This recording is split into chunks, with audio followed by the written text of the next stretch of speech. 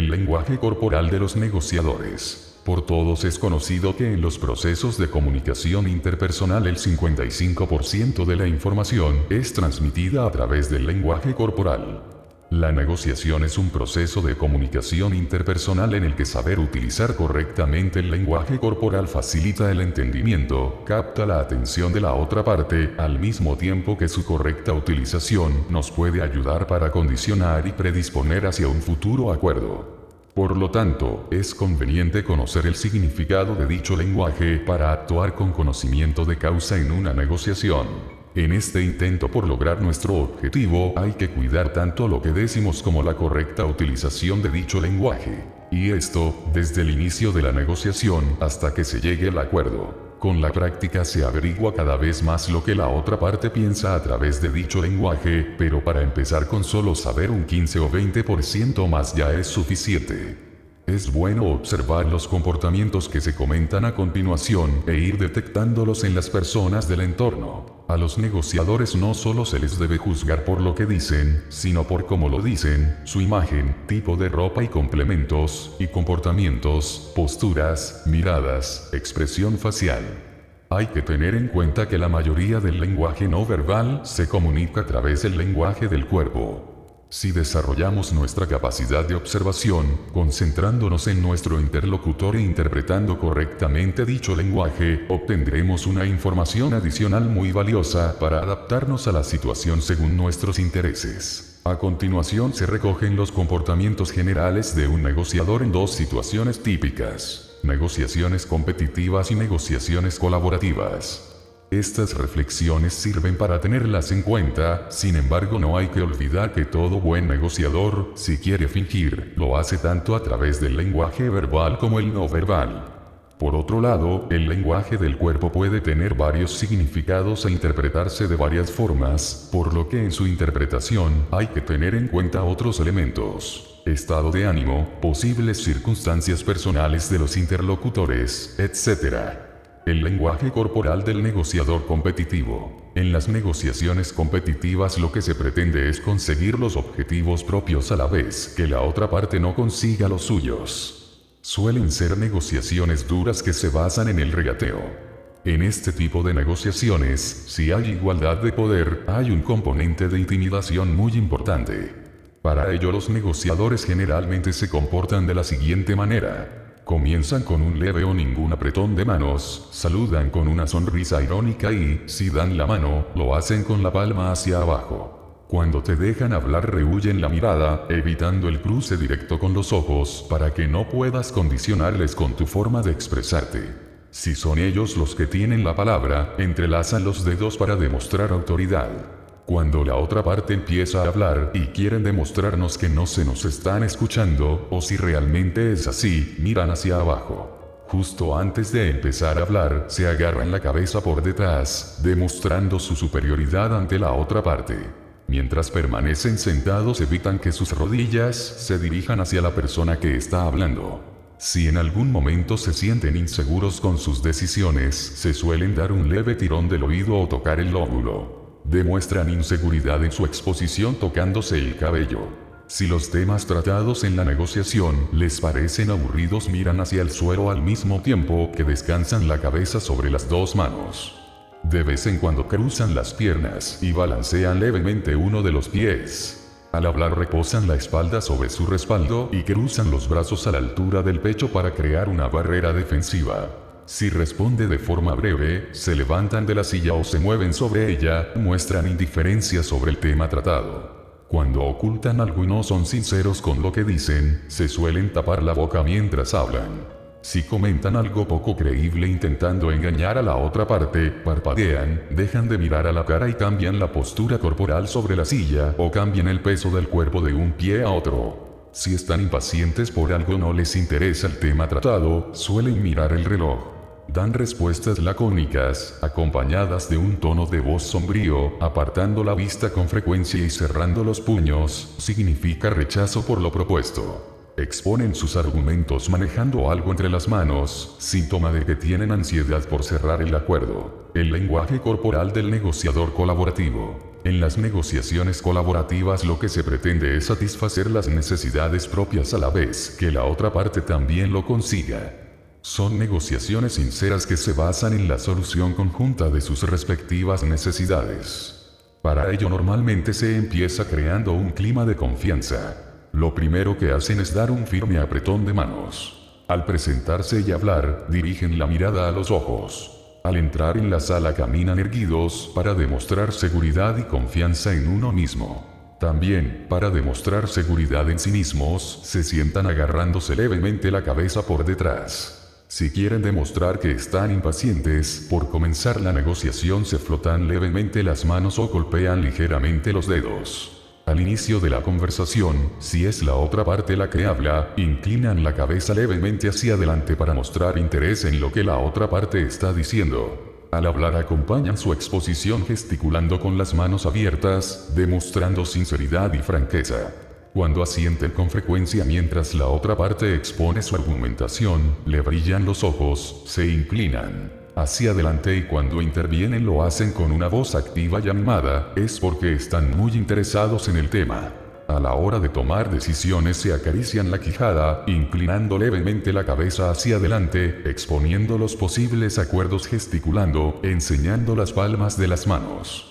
Si caminan por la sala, al pararse ponen las manos en las caderas, significa predisposición a llegar a un acuerdo. Es conveniente que al mismo tiempo que un negociador se prepara todo lo que va a decir, se prepare también el lenguaje corporal que va a utilizar en cada momento. Todo ello detectando también el lenguaje corporal de la otra parte y obrando en consecuencia. Ahora cabe preguntarse si esto se puede aprender. Como todo conocimiento y habilidad está claro que sí. Se aprende conociendo las virtudes y posibles mejoras de cada negociador, utilizando herramientas adecuadas para la correcta preparación tanto del lenguaje verbal como del no verbal y realizando grabaciones y juegos de simulación que reflejen la realidad, para así preparar la futura negociación correctamente y detectar el lenguaje corporal de la otra parte según sea su predisposición a competir o colaborar. Atraer el papel al terreno propio indica aceptación no verbal. Reparto del territorio. Hoja colocada en la línea divisoria de los territorios. Los secretos para imponer nuestra personalidad. La cara es el punto focal de nuestro cuerpo, es la parte en que nos fijamos primeramente cuando nos encontramos con una persona por primera vez, y los rasgos que grabamos en nuestra memoria para reconocer a esa persona si nos encontramos con ella. Está comprobado que tener un rostro amplio y despejado equivale varios puntos a nuestro favor en el impacto que provocamos a los demás al proyectar nuestra personalidad, pero como todos no tenemos esta ventaja, hay ciertos gestos que nos serán de ayuda para intimidar a los demás. Evite parpadear constantemente. Es más, ensaye a parpadear lo menos posible ya que el parpadeo constante denota vacilación e inseguridad.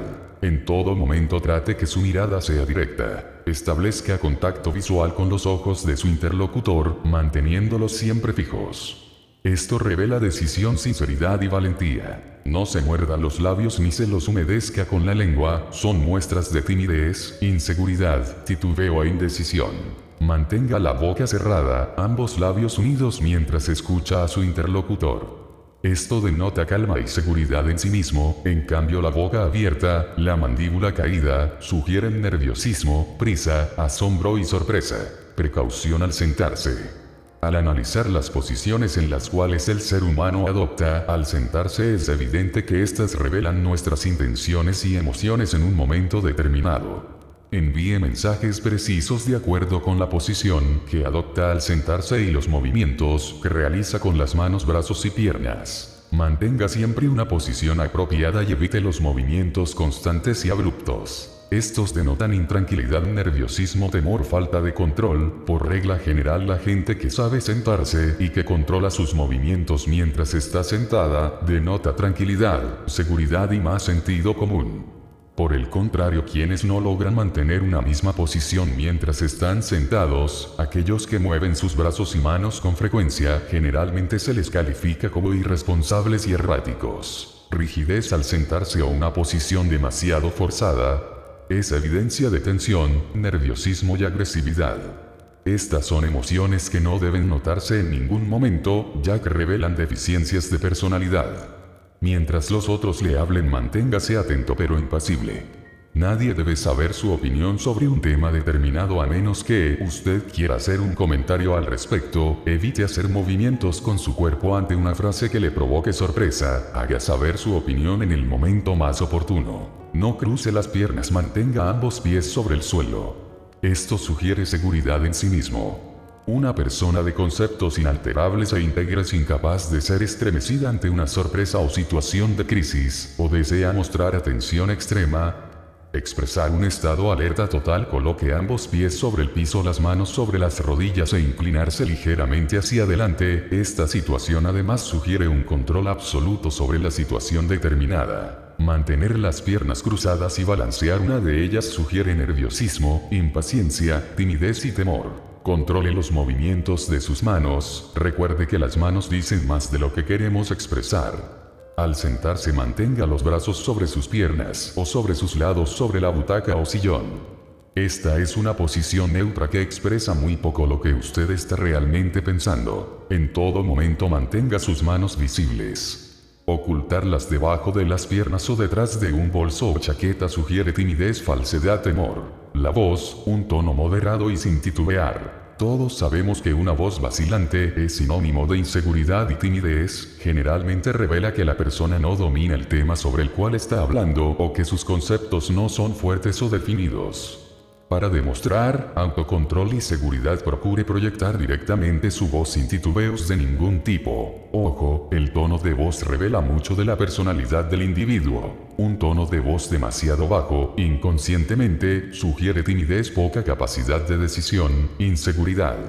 En cambio, un tono de voz moderadamente alto, audible en todo momento, revela seguridad, dominio de lo que se ha expresado y con ello se logra firmeza de concepto. Si usted baja el tono de voz controladamente, usted está obligando a su interlocutor a que se vea forzado a prestar más atención. Usted lo está manipulando a su antojo y está demostrando su superioridad. Y mantenga control de sí mismo siempre. Cuando uno mantiene la calma en momentos de confrontación, su tono de voz es uniforme y domina los movimientos de su cuerpo. Está ejerciendo un dominio absoluto de la situación. Ejercer poderío por medio del lenguaje corporal en los negocios. Una persona que se quiera distinguir o mostrar su superioridad se vale de ciertos artificios para hacer saber a otros su superioridad. Veamos algunos ejemplos. El tiempo de espera. Este representa estatus para la persona que hace esperar. Mientras más espera un individuo por otro, menos es su importancia ante los ojos de esa persona. Por el contrario, si el individuo es invitado a pasar inmediatamente por la persona con la cual se va a entrevistar, su posición de importancia aumenta considerablemente. Otros factores a tomar en cuenta para definir jerarquía y poder en el mundo de los negocios. ¿Lo recibe sentado o se pone de pie? ¿Es el mismo quien le abre la puerta? ¿Se sienta frente a él o al lado de él? ¿A qué distancia se mantiene uno del otro? El maletín es otro símbolo que proyecta el estatus del empleado y la imagen que proyecta. Está establecido que en una empresa, solo los ejecutivos de mayor importancia lleven un maletín que se supone que contiene documentos importantes, material de trabajo constante. Esto sugiere autoridad, superioridad, aunque en él solo haya papeles de menor importancia. Si nuestra estatura no nos acompaña, ¿qué podemos hacer?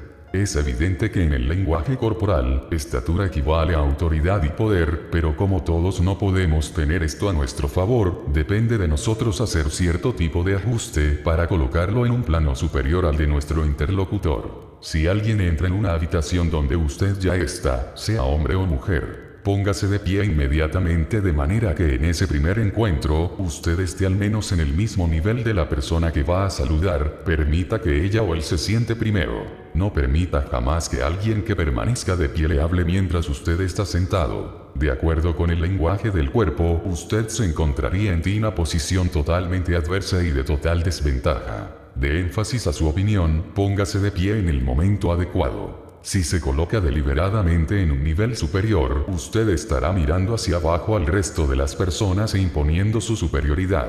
Además de colocarse en un nivel superior, invada con toda intención el espacio de su interlocutor. El efecto que esto provoca en la otra persona es de intimidación.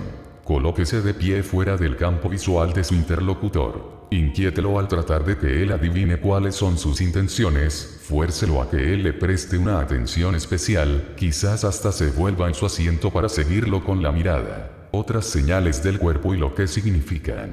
Arreglarse el pelo con la mano. Es un gesto muy femenino. Sugiere provocación discreta, coqueteo. Ajustarse el nudo de la corbata con la mano. Es un gesto equivalente al anterior. El mismo mensaje de me gustas puede manifestarse al arreglarse el pliegue del pantalón, las solapas de la chaqueta, el pañuelo en el bolsillo de la chaqueta, etc. En las mujeres morderse los labios con la punta de la lengua. Es un mensaje abiertamente sexual, de provocación sutil. Morder un labio con el otro. El mismo mensaje anterior sugiere cierta timidez, actitud nerviosa. Acariciar un objeto determinado inconscientemente. Es un gesto que denota sensualidad, es un gesto típico de los individuos de sexualidad desarrollada. Una sonrisa con una mirada directa y prolongada, 10 segundos o más, sugiere provocación discreta y coqueteo. La clásica mirada de arriba, abajo, es característica de la persona que es muy sensual. La palma de la mano abierta en todo momento. Es un gesto característico de las personas sinceras. El puño cerrado. Revela tensión, nerviosismo, se oculta la verdad. Los hombros caídos. Sugiere depresión, incapacidad para hacerle frente a ciertas situaciones en la vida. Si la persona se sienta con las dos piernas unidas paralelamente, denota una personalidad cuidadosa, ordenada y cuidadosa. Si el individuo cruza la pierna en un ángulo de 90 al nivel de la rodilla, es ambicioso y competitivo. Es una actitud poco común en las mujeres. Si la persona se sienta sobre una pierna, sugiere una personalidad muy conformista a quien no le es fácil tomar decisiones. La mujer que se sienta con las piernas abiertas, revela independencia, un concepto muy definido de su imagen. El cigarrillo apretado entre el pulgar, el índice y el dedo del centro, denota una personalidad intensa, intranquila y errática. Pestañear constantemente, denota atención total. Mirar a una persona con frecuencia, tiene implicaciones sexuales. No mirar a una persona, sugiere rechazo, no me interesas, no me simpatizas. Una mirada prolongada con la cara seria, revela curiosidad, posiblemente hasta desprecio. Las mujeres que miran hacia los lados, es un gesto femenino, casi siempre se interpreta como una insinuación sexual. Cuando un hombre mira hacia los lados con cierta frecuencia, es una señal de hipocresía. Tocar demasiado a una persona puede significar un grado de alto egoísmo, nunca amor o deseo físico. Los cónyuges que se tocan constantemente en público expresando amor, es una manera de comunicar precisamente la inseguridad que amenaza esa relación. Si los miembros de una pareja apenas se tocan o miran, la relación es bastante fría. Es posible que existan serias diferencias emocionales entre sí. Si el hombre toca el área de los genitales, es un gesto común en algunas culturas. Este denota una reafirmación masculina. La persona camina muy aprisa. Sugiere una personalidad dinámica, inquieta, ansiosa por cumplir metas que se ha trazado en un tiempo determinado. Si el individuo camina con pasos vacilantes y no mantiene una relación recta al caminar, denota una personalidad vacilante, errática, insegura, tímida y cansada por los embates recibidos en la vida. Una sonrisa es una manifestación espontánea de satisfacción por algo. No siempre esto es así, la mayoría de las veces la sonrisa es forzada y se convierte en una especie de máscara para nuestros verdaderos sentimientos. Es la llamada sonrisa profesional. Sus mayores cultores son políticos, actores, hombres de negocios. Cuando se llama la atención por la ropa y forma en que uno se viste, no solo se proyecta una personalidad exhibicionista, sino se demuestra un carácter rebelde e independiente. Jugar con un lápiz o un objeto cualquiera. Es evidente que lo que esta persona nos provoca es nerviosismo, inquietud, ansiedad. En realidad estamos tratando de ganar tiempo y preparándonos para dar una respuesta adecuada. Mirar el reloj mientras se habla, denota prisa e intranquilidad. Mirar el reloj mientras otra persona habla, es un gesto rudo que revela impaciencia. Los estudiantes que se sientan en los primeros asientos del aula, revelan receptividad a lo que les enseña el maestro, tienen intenciones de aprender y participar. Aquellos estudiantes que se esconden al final del aula, no tienen el mismo grado de interés por aprender. Tamborilear los dedos sobre una superficie, denota intranquilidad e impaciencia. Silbar mientras se camina por un lugar solitario. No estamos llamando la atención. Estamos simplemente haciendo un ajuste psicológico por el temor de recibir cualquier tipo de agresión inesperada. Poner los pies sobre la mesa. Denota relajamiento total, control absoluto. Echarse hacia atrás en una butaca. Sugiere confianza en uno mismo. Un tono de voz demasiado alto. Sugiere una personalidad agresiva capaz de actuar con violencia en un momento determinado. Pisadas repetidas en el suelo mientras se está estático. Sugiere nerviosismo, impaciencia, intranquilidad. Se está acumulando tensión y es posible que ésta estalle en cualquier momento. ¿Sabes que puedes detectar mentiras? La posibilidad de fingir. Una pregunta que se escucha con frecuencia ¿es posible fingir en el lenguaje del cuerpo? La respuesta general es no, porque la falta de congruencia se manifestaría entre los gestos principales, las microseñales del cuerpo y el lenguaje hablado. Por ejemplo, las palmas a la vista se asocian a la honestidad, pero cuando el farsante abre las palmas hacia afuera y sonríe mientras dice una mentira, los microgestos lo delatan. Pueden contraerse las pupilas o levantarse una ceja, o una comisura puede temblar, y esas señales contradicen el gesto de exhibir las palmas de las manos y la sonrisa sincera. El resultado es que el oyente tiende a no creer en lo que el farsante está diciendo. La mente humana parece poseer un mecanismo infalible que registra la desviación cuando recibe una serie de mensajes no verbales incongruentes. Pero existen algunos casos en que se simula un lenguaje del cuerpo expresamente para ganar ciertas ventajas. Pensemos en los concursos para elegir Miss Mundo o Miss Universo, en los que cada participante estudia cómo debe moverse para dar una impresión de calidez y sinceridad. En función del modo en que cada participante envíe esas señales, se obtendrán más o menos puntos de los jueces, pero como hasta los expertos solo pueden fingir el lenguaje corporal durante un corto lapso, llegará el momento en que el cuerpo comience a emitir señales independientes de la acción consciente. Análisis del lenguaje gestual. Hace más de 1 millón de años que el hombre empezó a comunicarse mediante el lenguaje del cuerpo, pero solo se ha estudiado científicamente en los últimos 20 años. Su estudio se popularizó durante la década de los 70. Charles Chaplin y muchos actores del cine mudo fueron pioneros de las artes en la comunicación no verbal. Era la única forma de comunicación disponible en la pantalla. En su forma más pura, el mimo trata de comunicarse con una audiencia sin una ayuda de diálogos, canciones ni narrativa hablada. Los movimientos, gestos y expresiones de los actores conducen la acción y nos cuentan todo lo que debemos saber acerca de sus sentimientos y motivos. Entre los jóvenes existe hoy una tendencia a no confiar en las palabras.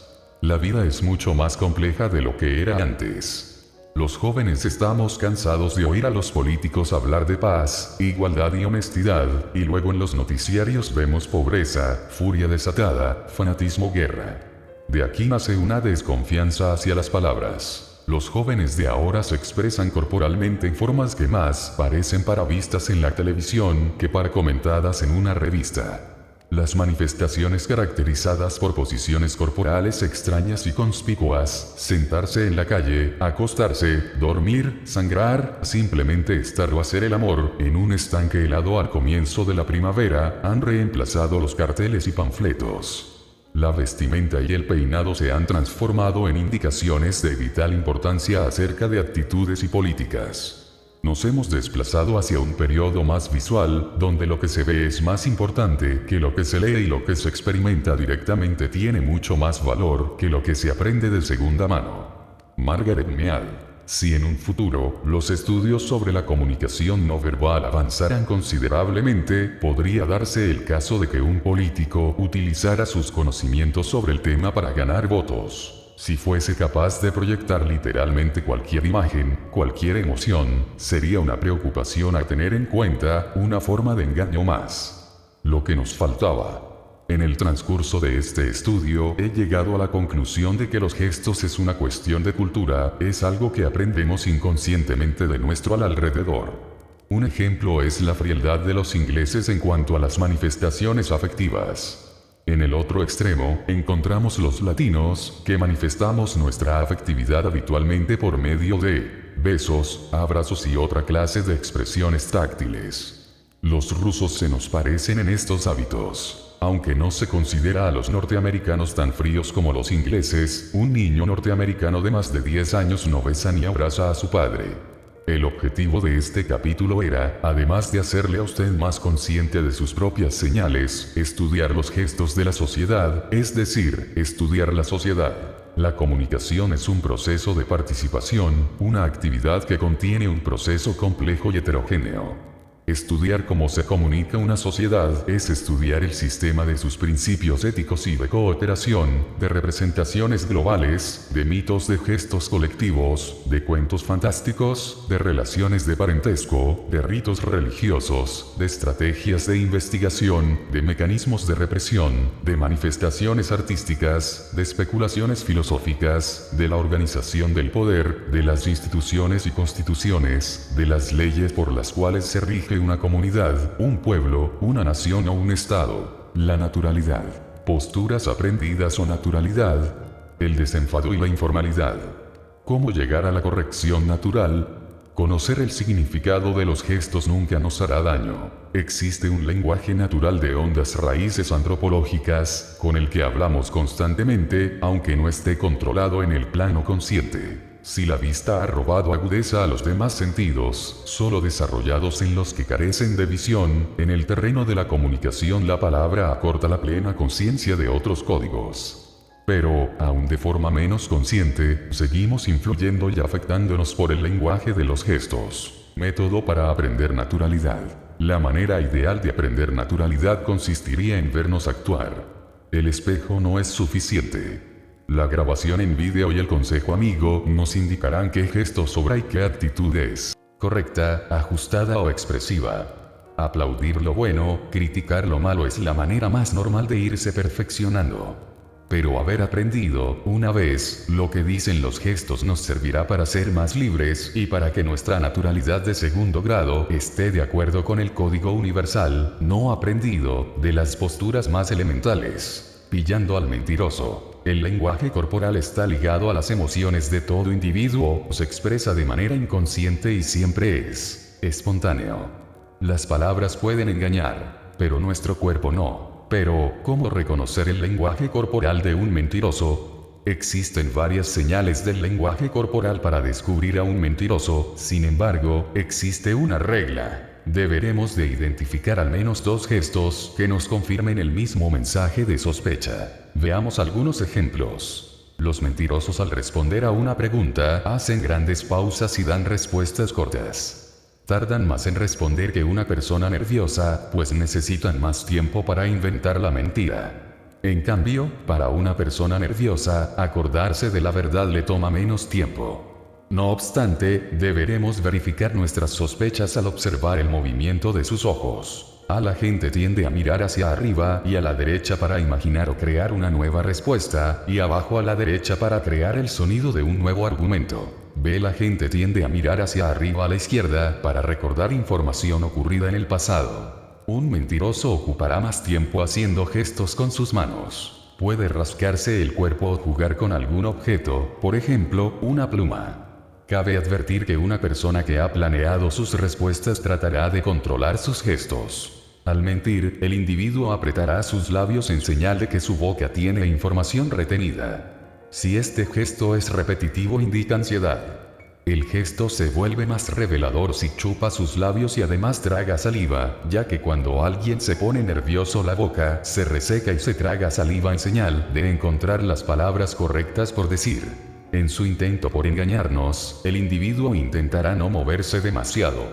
Señales reveladoras de su conducta falsa serán observarlo demasiado tieso o rígido y quieto.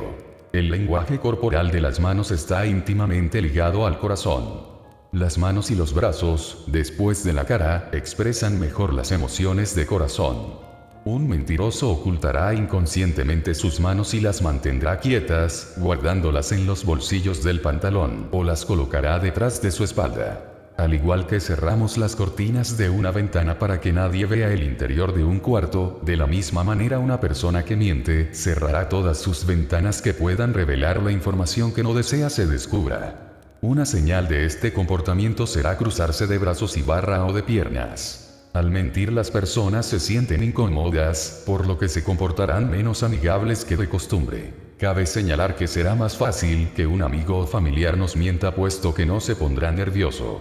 Ya nos conoce y eso le da confianza. Otra clave que puede reafirmar los puntos anteriores es que muestre una confianza excesiva, misma que podrá observarse en su tono de voz, volumen y comportamiento. Otra prueba contundente para descubrir a cualquier mentiroso es observar si sus palabras son incongruentes con sus movimientos y gestos. Por ejemplo, si el sospechoso vuelve la cabeza hacia el interlocutor pero su cuerpo apunta hacia el lado contrario a la salida. Muchas personas que mienten se tocan la nariz o la boca. Cuando no se creen lo que oyen, se tocan la oreja. De forma involuntaria, las pupilas se contraen. Cuando algo no nos gusta o estamos mintiendo, se producirá de forma automática. ¿Cómo conocer a las personas por su lenguaje corporal? L. Ferrari. 83. Por último, debemos observar su manera de sonreír. La sonrisa es el gesto más común para encubrir una mentira. Una verdadera sonrisa transforma la expresión del rostro por completo. Espero que estas claves te sean útiles solo para descubrir a un mentiroso y no para convertirte en uno de ellos. Más vale ser siempre sinceros y nunca temer ser descubiertos, lo cual nos dota de seguridad y tranquilidad. No lo olvides, la verdad siempre se descubre tarde o temprano. Ejercicio.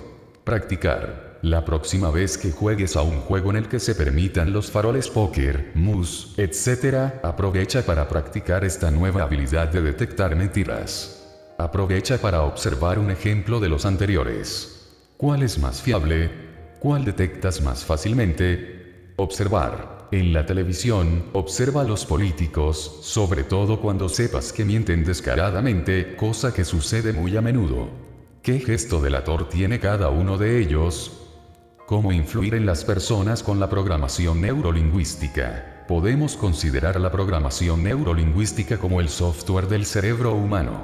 Esta técnica describe cómo la mente trabaja y se estructura, cómo las personas piensan, aprenden, se motivan, interactúan, se comunican, evolucionan y cambian.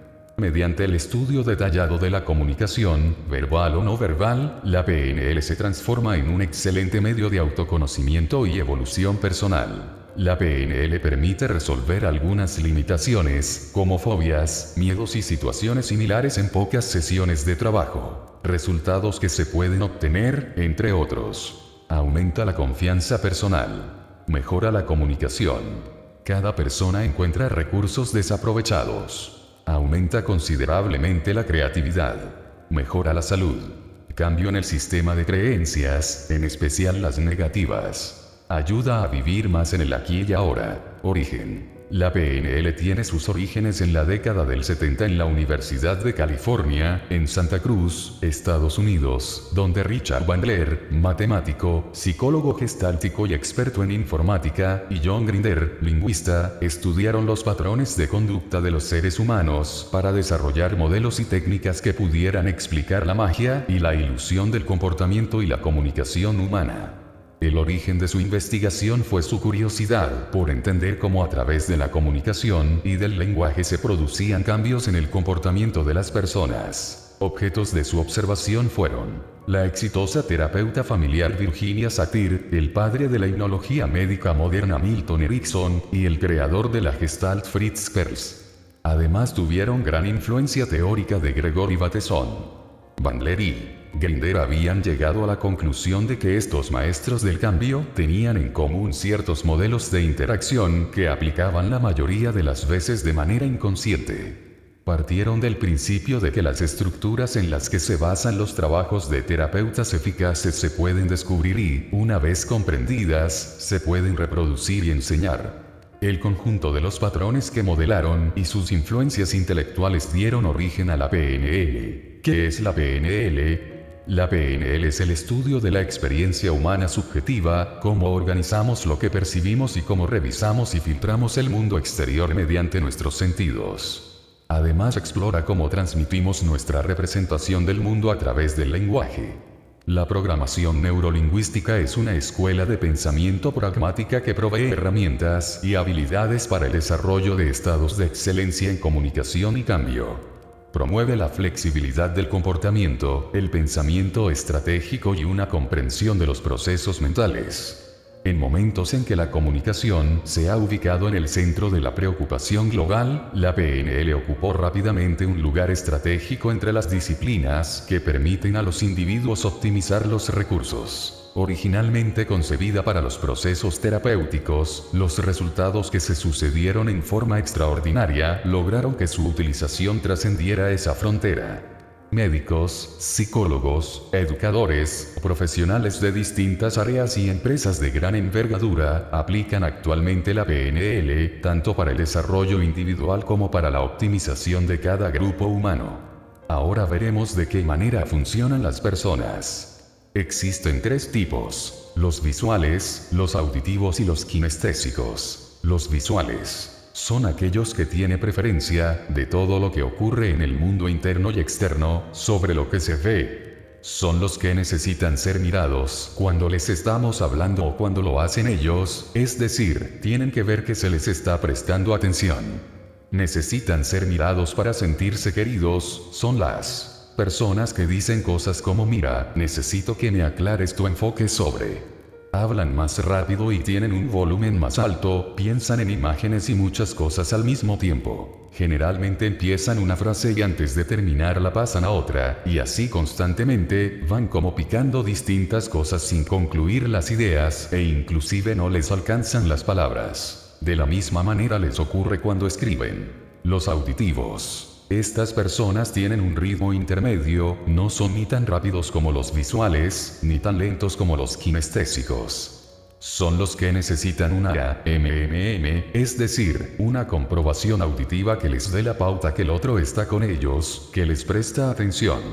Además son aquellos que usan palabras como me hizo clic, escúchame, me suena, palabras que describen lo auditivo. Los auditivos piensan de manera secuencial, una cosa por vez, si no terminan una idea no pasan a la otra. Por eso más de una vez, ponen nerviosos a los visuales ya que estos van más rápido, el pensamiento va más rápido. En cambio el auditivo es más profundo comparado con el visual. Este último es más superficial, pero puede abarcar más cosas a la vez, por eso es también el que hace muchas cosas a la vez. Los kinestésicos tienen mucha capacidad de concentración, son los que más contacto físico necesitan. Son los que nos dan una palmadita en la espalda y nos preguntan ¿cómo estás? Además son los que se van a sentir atendidos cuando se interesen en alguna de sus sensaciones. Usan palabras como me siento de tal manera, me puso la piel de gallina tal cosa, o me huele mal este proyecto. Todo es a través de sensaciones. Todos tenemos los 3 sistemas representacionales y a lo largo de la vida se van desarrollando más uno que otros, y esto depende de diferentes cosas. De las personas que tenemos alrededor, de la experiencia laboral, inclusive hasta de los docentes.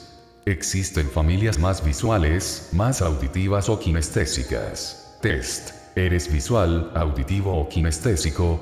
¿Cuál es tu registro predominante? Este test te ayudará a comprobarlo. Califica cada pregunta con 0, 1 o 2 puntos, según refleje mejor lo que te ocurre. A. Cuando te presentan a una persona. 1. Te es suficiente verlo para saber cómo es. 2. Necesitas hablar con él unos minutos para poder conocerlo. 3. Te basta estrecharte la mano para saber con quién está tratando. B. Ante una cita importante de trabajo con alguien a quien no conoces. 4. Llevas preparado todo lo que te va a decir. 5. Has estado viendo fotos de esa persona o leyendo todos tus escritos. 6. Lo que más te preocupa y si te sentirás bien o mal durante la entrevista. C. En tus ratos libres prefieres. 7. Ver la televisión. 8. Practicar algún deporte o reunirte con tus amistades. 9. Escuchar tu música favorita. D. Ante tu automóvil. 10. Lo compraste fijándote en el diseño. 11. Estás muy atento a los ruidos del motor o de la suspensión. 12. Lo que más te importa es que sea cómodo, veloz y silencioso. Cuando vas a comer a un restaurante. 13. Lo eliges en función del sabor y el olor de sus platos. 14. Lo importante para ti es la presentación, el colorido de los alimentos. 15. No soportas un local lleno de ruidos o de música a alto volumen. F. Ante tu jefe. 16. Prefieres que te diga las cosas, no que te envíe escritos. 17. Las instrucciones son más claras por escrito. 18. Lo importante es que cree un ambiente de comodidad. G. En general. 19. Te gusta observar a los demás. 20. No puedes estarte quieto sin moverte más de 10 minutos seguidos. 21. Te hablas a ti mismo en voz alta. H. Con un amigo. 22. Te fijas en la expresión de su cara. 23. Te fijas en su actitud. 24. Te fijas en lo que dice y en el tono de su voz. Y, cuando recibes una carta. 25. La lees tú mismo, no soporta que te la lean. 26. Es importante el olor y la textura del papel. 27. Vuelves a releerla en tu mente. J. Cuando alguien te explica cómo ir a un sitio. 28. Anotas todas las explicaciones en un papel y haces un esquema. 29. Escuchas con atención y te lo repites interiormente. 30. Escuchas todo hasta el final y se lo agradeces con confianza. K. En un lugar. 31. El ruido no te molesta para trabajar. 32. Percibes inmediatamente el ambiente de ese sitio. 33. No soportas los ruidos de los niños, los timbres o las sirenas. L. En una charla. 34. Las proyecciones visuales te molestan. 35. Necesitas ver proyecciones y esquemas. 36. Lo que importa es la temperatura de la sala. M. Ante un conocido. 37. Para saber que te escucha es imprescindible que te esté mirando. 38. Te importa el tono, el ritmo, el timbre de tu voz. 39. Lo que importa de verdad son los sentimientos que sientes hacia él. N. Viendo la televisión. 40. La imagen solo sirve para enriquecer los diálogos y la música. 41. Lloras o ríes según el argumento de la película. 42. Haces comentarios en voz alta. Ñ. Es primavera. 43. Se nota por el canto de los pájaros al despuntar la mañana. 44. Lo maravilloso es la mezcla de distintos tonos de verde. 45. Notas una sensación interior difícil de explicar con palabras. Traslada las cifras a las columnas y suma el total de cada columna. Resultado. El cuerpo y la PNL. Si el sistema emocional está triste, el sistema mental lo piensa y el sistema físico lo demuestra. Lo demuestra al mundo exterior a través del cuerpo, su postura y su actitud. Casi siempre los ojos pierden un poco de brillo, hay poca energía, poco movimiento y seguramente el cuerpo estará levemente inclinado hacia la derecha y la vista igualmente hacia abajo a la derecha. Esta es la lectura de alguien que está pasando por un momento triste o por una depresión. Es fácil de detectarla. Una persona que tenga un caminar con entusiasmo, habla con energía y tiene la mirada al frente o un poco hacia arriba, es imposible que esté triste o deprimida. Esta persona está alegre, tiene motivación en su vida y no tiene tiempo para dejarse caer. La piel luce joven, le brillan los ojos y esa energía que irradia es contagiosa. Pensar en un mal rato hará que los músculos de la cara se tensen, la piel se hace más rígida y todo el cuerpo reluce dureza y enojo. Y todo esto empezó con un pensamiento que desencadena todos estos cambios. Al hablar con alguna persona que se encuentra con los brazos cruzados y las piernas cruzadas, nos está indicando que está completamente cerrada al diálogo o a ideas nuevas. Aunque escuche con educación, no aceptará lo que está escuchando.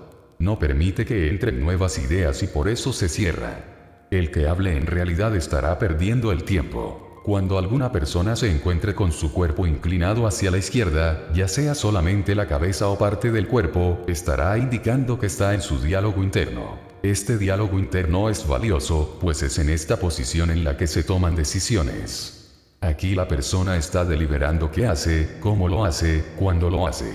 Sin embargo, no está poniendo atención al mundo exterior. Hay muchas personas que caminan por la calle con la vista hacia abajo, y no es porque haya algo de interés en el suelo, sino porque están en contacto con su diálogo interno. En ese momento el mundo externo puede esperar, ellos están en lo suyo, en sus situaciones y seguramente estarán tratando de resolver algo en su vida. Estos son algunos ejemplos de cómo leer el cuerpo. El cuerpo no miente porque es el reflejo fiel de la mente y las emociones. Si aprendemos a agudizar nuestra capacidad de observación, podremos darnos cuenta dónde nos encontramos nosotros mismos y dónde están las personas que nos rodean. Están tristes, enojadas, cerradas, en diálogo interno. La programación neurolingüística nos ayuda a conocer todos estos estados de ánimo y aprovecharlos en nuestro beneficio si nos decidimos a observar más. ¿Qué son los movimientos oculares? Los autores de la PNL han observado que los movimientos involuntarios de los ojos en una u otra dirección están relacionados con la manera de pensar de la persona. Dirigimos nuestros ojos en algunas direcciones más que en otras según nos formamos imágenes mentales o si hablamos o si sentimos emociones. Cuando se observa un movimiento ocular significa que predomina cierto modo de pensar. Es una señal de acceso más con la que contamos en el momento de querer comunicarnos o hacernos comprender mejor en el contexto de la comunicación. La mirada, como las palabras, transmite mensajes que se pueden decodificar. Así, la observación de los movimientos oculares sirve principalmente para adaptarnos mejor a nuestro interlocutor al observar en él las secuencias mentales por las que atraviesa. ¿Cómo se puede interpretar el movimiento de los ojos? La mirada tiene fundamentalmente tres tipos de direcciones: visual, kinestésico y de diálogo interno. Por lo general, las representaciones mentales visuales se acompañan de movimientos de ojos, ya sean hacia arriba o hacia adelante. Si se dirige hacia arriba, la mirada puede ir a la izquierda, al centro o a la derecha. Hacia adelante corresponde a la expresión tener la mirada perdida. Entonces, está desfocalizada, las pupilas a menudo un poco dilatadas. Son movimientos muy variados, más o menos duraderos, más o menos marcados. Cuando una persona mantiene un diálogo interno, especialmente cuando está inmerso en sus pensamientos, tiende frecuentemente a dirigir los ojos hacia abajo a la derecha, posición del teléfono.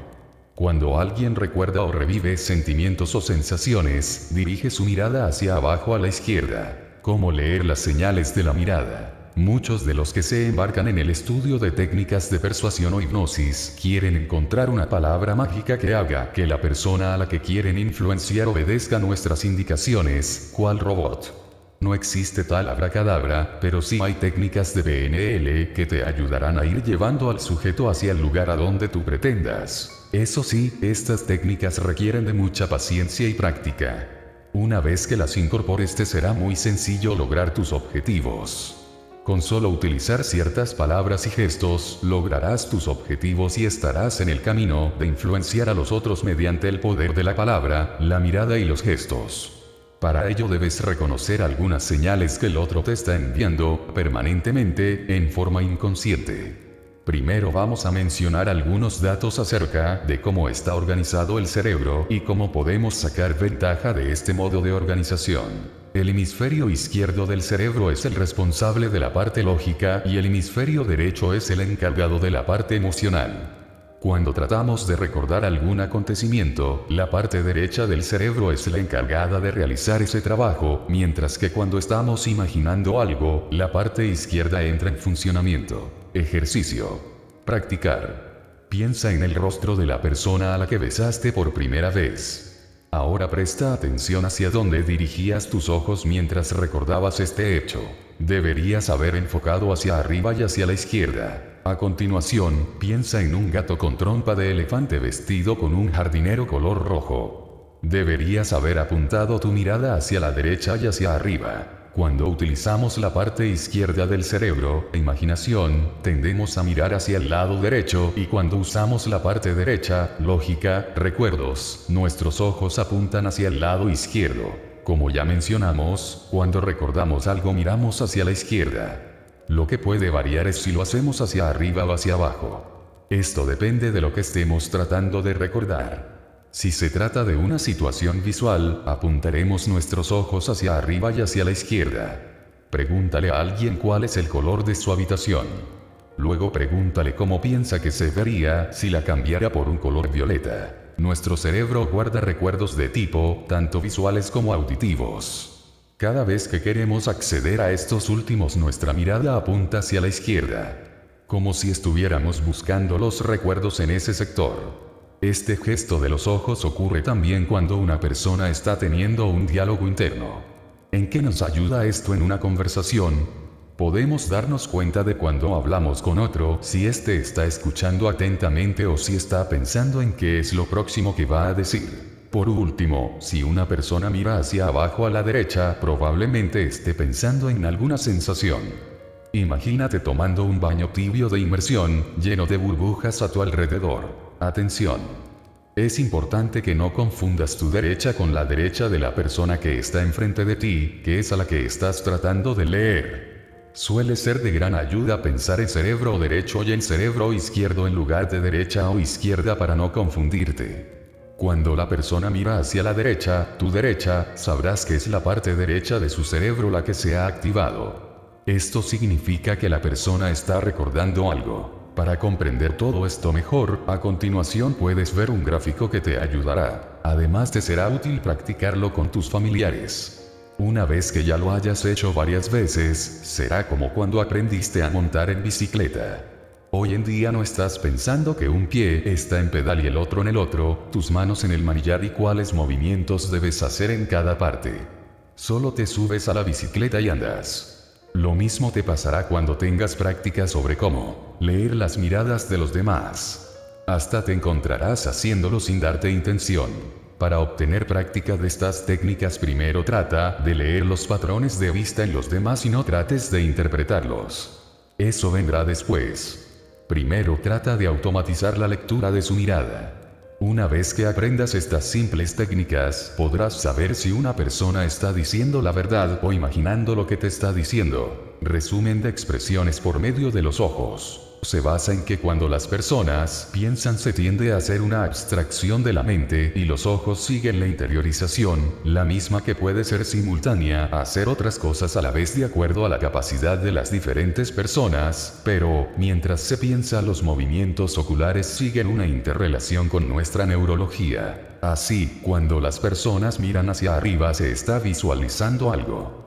Si van de un lado a otro, la persona es auditiva tanto porque está captando palabras, música o sonidos diversos dentro de sí. Si la mirada es hacia abajo a la izquierda, está conversando o discutiendo consigo misma, como increpándose o autoanalizándose, automejorándose.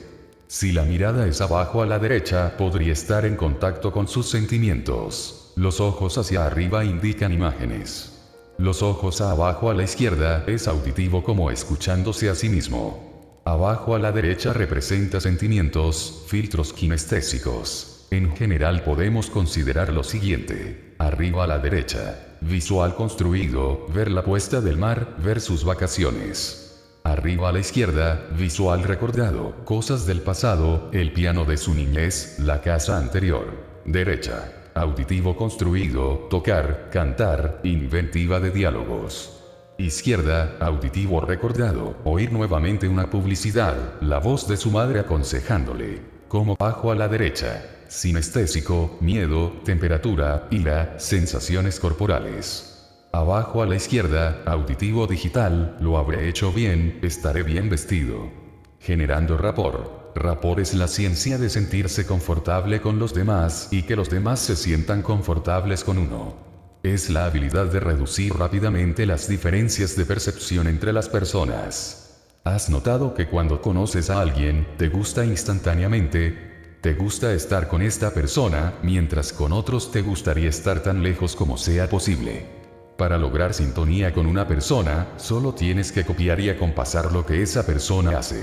Voy a contarle una historia sobre copiar y acompasar. Cuando estaba interno en un colegio, una broma habitual que le hacíamos a los roncadores era la siguiente. Deslizábamos un peine por la parte de las púas sobre una esquina de su cama. Al principio nos limitábamos a copiar el ritmo de su ronquido. A los pocos minutos empezábamos a acelerar el ritmo del ruido que hacíamos con el peine, y curiosamente, casi siempre el ronquido hacía lo mismo. Tras acompasar cada vez más rápido, al final de la broma la víctima se despertaba con un gran sobrealiento. Este truco vale para muchas facetas de la vida. Primero adaptarse, copiar al otro y luego ir poco a poco imponiendo nuestro ritmo, acompasar. La fisiología de las personas está en estrecha relación con lo que las personas sienten y piensan. Existen elementos en la fisiología corporal que pueden ser copiados y acompasados para generar rapport intenso. Postura corporal. Podemos copiar su postura, expresiones faciales, gestos con las manos y movimientos, e incluso como sus ojos pestañean. Tono de voz. Podemos copiar el tono de su voz, el timbre y el volumen de la voz. Incluso puedes copiar las palabras que repiten comúnmente. Respiración. Podemos copiar su respiración. Tú puedes acompasar la respiración de una persona, respirando al mismo tiempo exactamente cuando sube y baja su pecho. Estos son elementos críticos del rapport. Ahora, para lograr rapport debes copiar y reflejar exactamente lo que la otra persona está haciendo. Para saber si estás en rapport, lo único que tienes que hacer es cambiar tu conducta y observar si la otra persona te sigue. Anclaje a otra persona. El anclaje es parecido al rapport. Asociamos inconscientemente un gesto a una palabra, emoción o a lo que queramos. Cada vez que repitamos el anclaje, la otra persona debe volver al estado que induce el anclaje. La técnica del anclaje consiste en observar o provocar el estado deseado y asociarlo a un estímulo, el que una vez memorizado permitirá reproducirlo cada vez que se lo requiera. Otro ejemplo de mis tiempos de estudiante es que lográbamos que el profesor se desplazara sin darse cuenta hacia el lado del aula que deseábamos. ¿Cómo lo lográbamos? A estas alturas, ya sabrás los gestos que denotan atención y lo que demuestran aburrimiento. Cuando el profesor iba hacia el lado que queríamos, hacíamos gestos de interés y atención. Si andaba hacia donde no queríamos, hacíamos gestos de aburrimiento y falta de interés. En cierta manera es como una forma más refinada de los reflejos condicionados de Pavlov. El neurólogo ruso Iván Pavlov realizó sus experimentos históricos con perros. Los sometió al estímulo del alimento, y mediante una incisión en sus estómagos recolectaba, como efecto, el jugo gástrico que producían. Al mismo tiempo, acompañando la actuación del estímulo natural, hacía llegar el sonido de una campanilla hasta el oído de los animales. A lo largo de un periodo de tiempo trabajaba con la estimulación simultánea, guiado por su hipótesis experimental. Al cabo de un lapso de la doble estimulación, Pavlov abandonaba el estímulo específico de la comida y solamente daba curso al de la campanilla. El efecto aguardado por la hipótesis entonces se verificó de modo palmario. Los animales producían los jugos gástricos naturales, pero como respuesta a un sonido que no es estímulo específico. Así quedaba demostrada una conexión nerviosa creada artificialmente por el experimentador. En el denominado efecto Proust, el escritor francés relata en el primer volumen de En busca del tiempo perdido cómo el sabor, pero también el olor, de una magdalena mojada en té, fue capaz de devolver a su memoria recuerdos de su infancia que habría creído muertos para siempre. Nada me había recordado la vista de la pequeña Magdalena antes de que la hubiera gustado, tal vez porque, al haberlas visto después con frecuencia, sin comerlas, en las bandejas de las pastelerías, su imagen había abandonado aquellos días de Cambrai para unirse a otras más recientes, tal vez porque de aquellos recuerdos abandonados, tanto tiempo fuera de la memoria, nada sobrevivía, todo se había disgregado. Las formas, y también la de aquella conchita de repostería tan sensual, bajo sus devotos y severos pliegues, se habían abolido o habían perdido, adormecidas, la fuerza de expansión que les habría permitido llegar hasta la conciencia. Pero, cuando después de la muerte de las personas, después de la destrucción de las cosas, nada subsiste de un pasado antiguo, solo el olor y el sabor, más débiles pero más vivaces, más inmateriales, más persistentes, más fieles, perduran durante mucho tiempo aún, como almas, recordando, aguardando, esperanzados, sobre la ruina de todo lo demás, portando sin flaquear sobre su gotita casi impalpable el inmenso edificio del recuerdo. Ejercicio. Practicar. Sigue las siguientes instrucciones. Hasta que finalice el ejercicio, no lo compartas con tu pareja. Este ejercicio te enseñará cómo anclar intencionalmente. Tú eres A y tu pareja es B. Acuerda con B en conversar sobre cualquier tema banal y de interés. Mientras B habla, fíjate en cualquier comportamiento que B repita mientras habla. Puede ser un movimiento de la cabeza o de la boca. También puede ser una frase B que repite. O lo que sea. Una vez que hayas observado, decídete por uno de estos comportamientos en particular. Ancla ese comportamiento que escogiste. Para anclarlo, utiliza solamente un canal. Puedes usar por ejemplo, un movimiento de tu mano, un sonido, un toque a la otra persona. Ancla cada vez que notes el comportamiento que escogiste. Ahora trata de cambiar el tema para romper el estado. Esto lo puedes hacer haciendo una pregunta tonta, etc. Una vez que hayas roto el estado, utiliza con precisión el ancla que acabaste de instalar. Un toque, un sonido o una señal o imagen. Observas que repite el mismo estado emocional. Si la respuesta es sí, has anclado con éxito, y si la respuesta es no, entonces vuelve a repetir el procedimiento. Otro anclaje que se emplea de forma inconsciente, pero que se puede incrementar en intensidad, es realizar pequeños asentimientos de cabeza cuando la otra persona hace o dice lo que nos interesa. Cuando no sea así, no se realiza el anclaje. ¿Cómo se descubrieron los anclajes?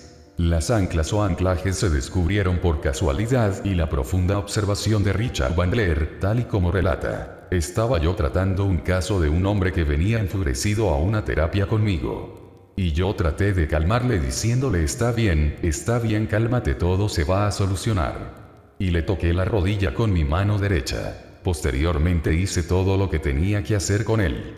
Y cuando ya había terminado mi terapia y el hombre estaba bastante bien, le dije, tocándole accidentalmente con mi mano derecha nuevamente la rodilla: bueno, nos vemos en una próxima sesión.